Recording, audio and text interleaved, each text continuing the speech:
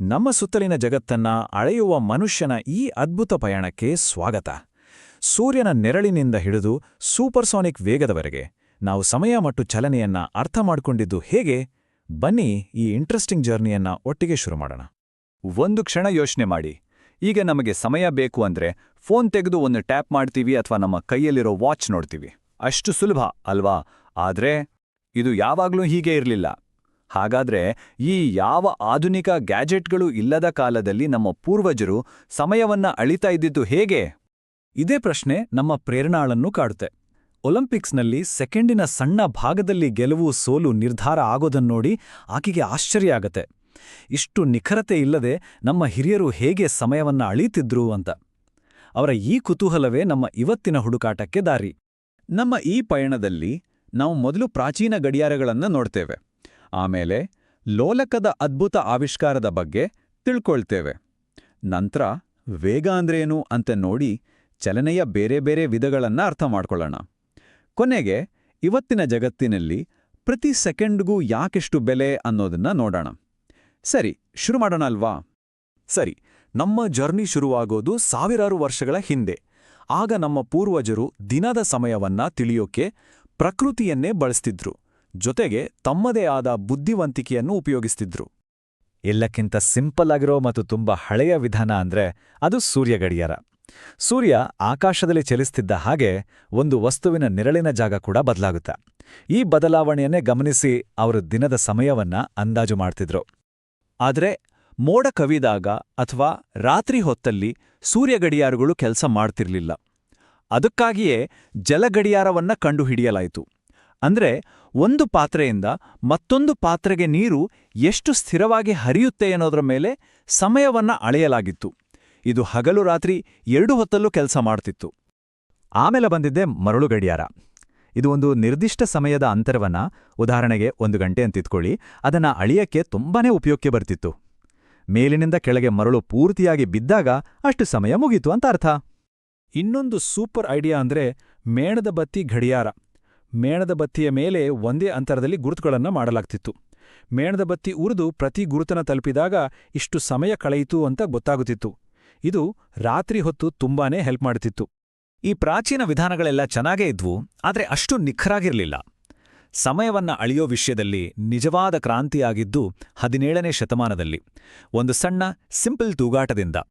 ಖ್ಯಾತ ವಿಜ್ಞಾನಿ ಗೆಲಿಲಿಯೋ ಗೆಲಿಲಿ ಒಂದು ದಿನ ಚರ್ಚ್ನಲ್ಲಿ ಕೂತಿದ್ದಾಗ ಮೇಲಿಂದ ತೂಗಾಕಿದ್ದ ದೀಪವೊಂದು ಹಿಂದಕ್ಕೂ ಮುಂದಕ್ಕೂ ತೂಗಾಡೋದನ್ನ ಗಮನಿಸ್ತಾರೆ. ಕುತೂಹಲದಿಂದ ತಮ್ಮ ನಾಡಿ ಬಡಿತವನ್ನೇ ಗಡಿಯಾರವಾಗಿ ಬೆಳೆಸಿ ಅವರು ಅಳೆದು ನೋಡ್ತಾರೆ. ಆಗ ಅವರಿಗೆ ಒಂದು ಅದ್ಭುತ ವಿಷಯ ಗೊತ್ತಾಗುತ್ತೆ.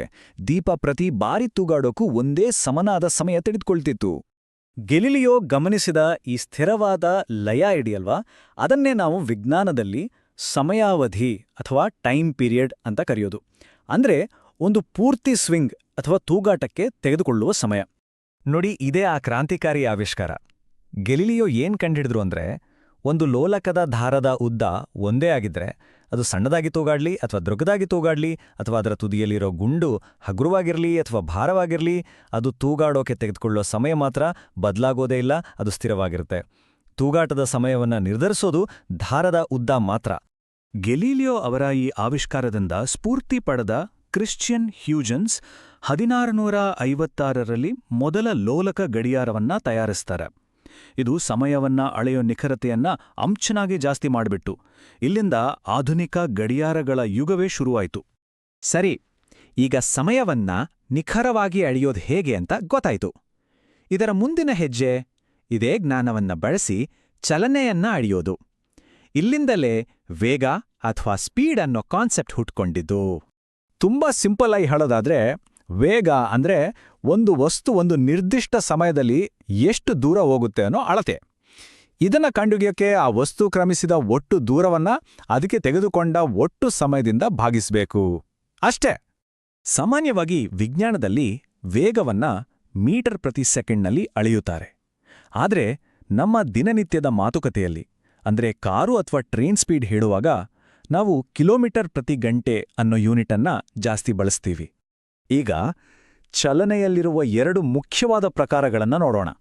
ಒಂದು ವಸ್ತು ಯಾವಾಗಲೂ ಒಂದೇ ವೇಗದಲ್ಲಿ ಹೋಗುತ್ತಾ ಅಥವಾ ಅದರ ವೇಗ ಹೆಚ್ಚು ಕಡಿಮೆ ಆಗ್ತಾ ಇರುತ್ತಾ? ಇಲ್ಲಿರೋ ವ್ಯತ್ಯಾಸ ಸ್ಪಷ್ಟವಾಗಿದೆ. ಒಂದು ವಸ್ತು ಒಂದೇ ಸಮಾನಾದ ಅಂದ್ರೆ ಸ್ಥಿರ ವೇಗದಲ್ಲಿ ಚಲಿಸ್ತಿದ್ರೆ ಅದನ್ನ ಏಕರೂಪ ಚಲನೆ ಅಂತೀವಿ. ಉದಾಹರಣೆಗೆ ಪ್ರತಿ ಗಂಟೆಗೂ 60 ಕಿಲೋಮೀಟರ್ ಹೋಗೋದು. ಅದೇ ಒಂದು ವಸ್ತು ತನ್ನ ವೇಗವನ್ನ ಹೆಚ್ಚು ಕಡಿಮೆ ಮಾಡ್ತಾ ಒಂದೇ ಸಮಯದಲ್ಲಿ ಬೇರೆ ಬೇರೆ ದೂರವನ್ನ ಕ್ರಮಿಸಿದ್ರೆ ಅದನ್ನ ಅಸಮರೂಪ ಚಲನೆ ಅಂತ ಹೇಳ್ತೀವಿ. ಈ ಟೇಬಲ್ ಇದನ್ನು ತುಂಬಾ ಚೆನ್ನಾಗಿ ವಿವರಿಸುತ್ತೆ. ನೋಡಿ, ಟ್ರೈನ್ ಎಕ್ಸ್ ಪ್ರತಿ 10 ನಿಮಿಷಕ್ಕೂ ಕರೆಕ್ಟಾಗಿ 20 ಕಿಲೋಮೀಟರ್ ದೂರ ಹೋಗ್ತಾ ಇದೆ. ಇದು ಏಕರೂಪ ಚಲನೆ. ಆದ್ರೆ ಟ್ರೈನ್ ವೈ ನೋಡಿ, ಅದು ಒಂದೇ 10 ನಿಮಿಷದಲ್ಲಿ ಕೆಲವೊಮ್ಮೆ 15 ಕಿಲೋಮೀಟರ್ ಹೋಗುತ್ತೆ, ಕೆಲವೊಮ್ಮೆ 25 ಕಿಲೋಮೀಟರ್ ಹೋಗುತ್ತೆ. ಅಂದ್ರೆ ಅದರ ವೇಗ ಬದಲಾಗ್ತಾನೇ ಇದೆ. ಇದು ಅಸಮರೂಪ ಚಲನೆ. ಸರಿ, ನಾವು ಸೂರ್ಯ ಗಡಿಯಾರದಿಂದ ಶುರು ಮಾಡಿ ಇಷ್ಟೆಲ್ಲ ತಿಳ್ಕೊಂಡ್ರಿ. ಆದರೆ ಈ ನಿಖರತೆ ಇವತ್ತಿನ ಜಗತ್ತಿಗೆ ನಿಜವಾಗ್ಲೂ ಯಾಕಿಷ್ಟು ಮುಖ್ಯ? ಈ ಸಂಖ್ಯೆಯನ್ನ ನೋಡಿದ್ರೆ ನಿಜಕ್ಕೂ ಆಶ್ಚರ್ಯ ಆಗುತ್ತೆ. ಲೋಲಕದ ಗಡಿಯಾರಗಳು ಹೇಗೆ ಲೋಲಕದ ತೂಗಾಟವನ್ನ ಬಳಸ್ಕೊಳ್ತವೋ ಹಾಗೆ ಆಧುನಿಕ ಅಟಾಮಿಕ್ ಕ್ಲಾಕ್ಗಳು ಪರಮಾಣುಗಳ ಕಂಪನವನ್ನ ಬಳಸ್ಕೊಳ್ತವೆ. ಇದು ಎಷ್ಟರ ಮಟ್ಟಿಗೆ ಸ್ಥಿರ ಅಂದ್ರೆ ಲಕ್ಷಾಂತರ ವರ್ಷಗಳಲ್ಲಿ ಕೇವಲ 1 ಸೆಕೆಂಡನಷ್ಟು ಮಾತ್ರ ಹೆಚ್ಚು ಕಡಿಮೆ ಆಗಬಹುದು. ಇದು ಹ್ಯೂಗನ್ಸ್ನ ಗಡಿಯಾರಕ್ಕೆ ಹೋಲಿಸಿದ್ರೆ ಊಹೆಗೂ ಮೀರಿದ ನಿಖರತೆ. ಈ ನಿಖರತೆ ಕೇವಲ ಸೈಂಟಿಸ್ಟ್ಗಳಿಗೆ ಮಾತ್ರ ಸೀಮಿತವಾಗಿಲ್ಲ. ಇದು ನಮ್ಮ ಜೀವನದ ಪ್ರತಿಯೊಂದು ಭಾಗದಲ್ಲೂ ಇದೆ. ಸ್ವಿಮ್ಮಿಂಗ್ ರೇಸ್ನಲ್ಲಿ ಸೆಕೆಂಡಿನ 1001 ಭಾಗದಲ್ಲಿ ಯಾರು ಗೆದ್ರು ಅಂತ ನಿರ್ಧರಿಸೋಕೆ, ಹಾಸ್ಪಿಟಲ್ನಲ್ಲಿರೋ ಇಸಿಜಿ ಮಷೀನ್ ಹೃದಯದ ಮಿಲಿಸೆಕೆಂಡ್ ವ್ಯತ್ಯಾಸಗಳನ್ನು ಅಳೆಯೋಕೆ, ನಮ್ಮ ಸ್ಮಾರ್ಟ್ಫೋನ್ ಮತ್ತು ಜಿಪಿಎಸ್ ಮೈಕ್ರೋಸೆಕೆಂಡ್ಗಳಲ್ಲಿ ಕೆಲಸ ಮಾಡೋಕೆ, ಹೀಗೆ ಎಲ್ಲದಕ್ಕೂ ಈ ನಿಖರತೆ ಬೇಕೇ ಬೇಕು. ಸರಳವಾಗಿ ಹೇಳೋದಾದ್ರೆ ನಮ್ಮ ಇಡೀ ಮಾಡರ್ನ್ ಪ್ರಪಂಚ ನಿಂತಿರೋದೇ ಈ ನಿಖರತೆಯ ಅಡಿಪಾಯದ ಮೇಲೆ. ನೋಡಿ, ನಾವು ಸಮಯವನ್ನ ಅಳೆಯೋದನ್ನ ಕಲಿತೇವು, ಅದರ ಚಲನೆಯನ್ನ ವಿಶ್ಲೇಷಣೆ ಮಾಡಿದೆವು, ಅದರ ನಿಖರತೆಯನ್ನೇ ಬಳಸಿ ನಮ್ಮ ಇಡೀ ಜಗತ್ತನ್ನೇ ಕಟ್ಕೊಂಡೆವು. ಆದರೂ ಒಂದು ಮೂಲಭೂತ ಪ್ರಶ್ನೆ ಮಾತ್ರ ಹಾಗೆಯೇ ಉಳಿದಿದೆ. ವಿಜ್ಞಾನಿಗಳನ್ನ, ತತ್ವಜ್ಞಾನಿಗಳನ್ನ ಇವತ್ತಿಗೂ ಕಾಡುತ್ತಿರುವ ಆ ಪ್ರಶ್ನೆ ನಿಜವಾಗಿಯೂ ಸಮಯ ಎಂದರೇನು?